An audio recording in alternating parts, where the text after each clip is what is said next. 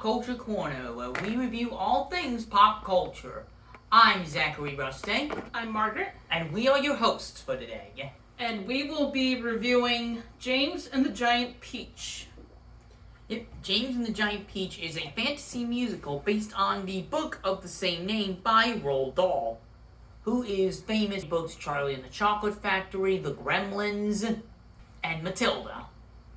And it was in 1996, based on the 1961 novel, which came out on April 12th, and it was produced by Tim Burton and Denise Novi, and Paul Terry as James, and the film is a combination of live action and stop motion animation. It co-stars Joanna Lumley, and Miriam Margolyes played James's aunt in the live action segments. And Simon Cowell, Richard Dreyfuss, Susan Sarandon, Jane Leaves, David Thewlis, and Margolyes voiced his insect friends in the animation sequences. Yep.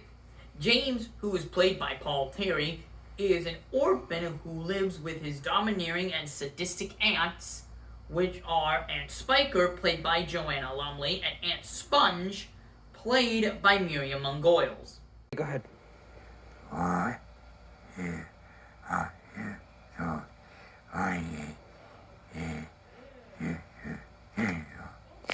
Perfect.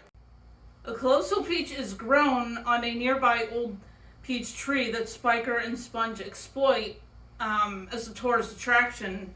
And at night, James eats through the peach to find a pit with several human-sized anthropomorphic insects, and Mr. Grasshopper, Mr. Centipede, Miss Spider, who is actually the spider he saved from Spiker, and Sponge, Mr. Earthworm, Ladybug, Mrs. Glowworm. So there were several characters in James and the Giant Peach. There's Mr. Grasshopper, who's played by Simon Cowell.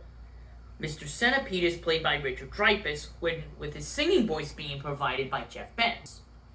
Yep, and as they hear Spiker and Sponge searching for James, the centipede cuts the stem, which is connecting the peach to the tree, and the peach kind of rolls away to the Atlantic Ocean, and the insects drive on the peach to New York City, as James has dreamed of visiting the Empire State Building like his parents wanted to do, and obstacles include a big giant mechanical shark and skeletal pirates and icy water of the Arctic Ocean. Speaking of the skeletal pirates, an interesting fact is the skeletal pirate captain is actually uses one of the leftover heads from Jack Skellington.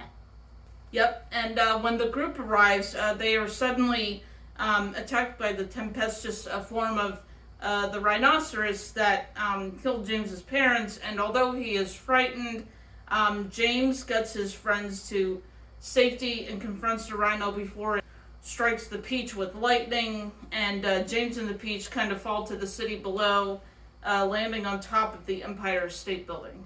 James and the Giant Peach's music, there were famous songs like My Name is James, there's also Family, Eating the Peach, which all the music is provided by Randy Newman, who also did the music for Toy Story. Yep, and after he's rescued by the firefighters, Spiker and Sponge arrive and attempt to claim James and the peach, and James tells the crowd of his exciting adventure and so he kind of tells his story and says, this is what happens, this is my adventure, so I think there's a good message. Yep, and James kind of introduces his friends to the New York people and allows kids to eat the peach. The peach pit is basically made at a cottage in Central Park, where James lives with the bugs who kind of form his new family, and they also find success and fame in the city. Mr. Centipede runs for New York mayor and is now James's father. Miss Spider opens a club and is now his mother. Mr. Earthworm becomes a mascot for a skincare company and is now James's uncle. Ladybug becomes an obstetrician and is James's aunt. So basically, Mr. Grasshopper also becomes a concert violinist and is James's grandfather. Mrs. Glowworm becomes his grandmother, and she becomes like the torch, the light of the Statue of Liberty. They become his family. So they basically become his family, which I thought was a nice touch to the movie. Alright, James, after saving the spider, is given crocodile tongues by the Magic Man, who's also the narrator, whose voice is provided by legendary British actor Pete Postlethwaite. Yep. Who's most famous for also being Farmer Jones in Animal Farm. Yep, and James basically celebrates his 9th birthday with his new family and his friends, and so I thought that, like I said, that was a nice touch to the movie. I thought the characters were good. I liked the music. I liked the colors of the graphics, and every time I saw the peach, I would feel hungry for peaches because they're one of my favorite fruits. I'm sure a lot of other people enjoy eating peaches, so they were probably like, oh, I want to feel like eating a peach while eating because it's James and the Giant Peach. But yeah, it's a great movie. And the stop motion animation is really, really good. Cause which was directed by Henry Selick, who also directed Nightmare Before Christmas. Like James and the Giant Peach and Nightmare Before Christmas are two of the main reasons why I think stop motion is one of the best forms of animation, but it is also one of the most challenging.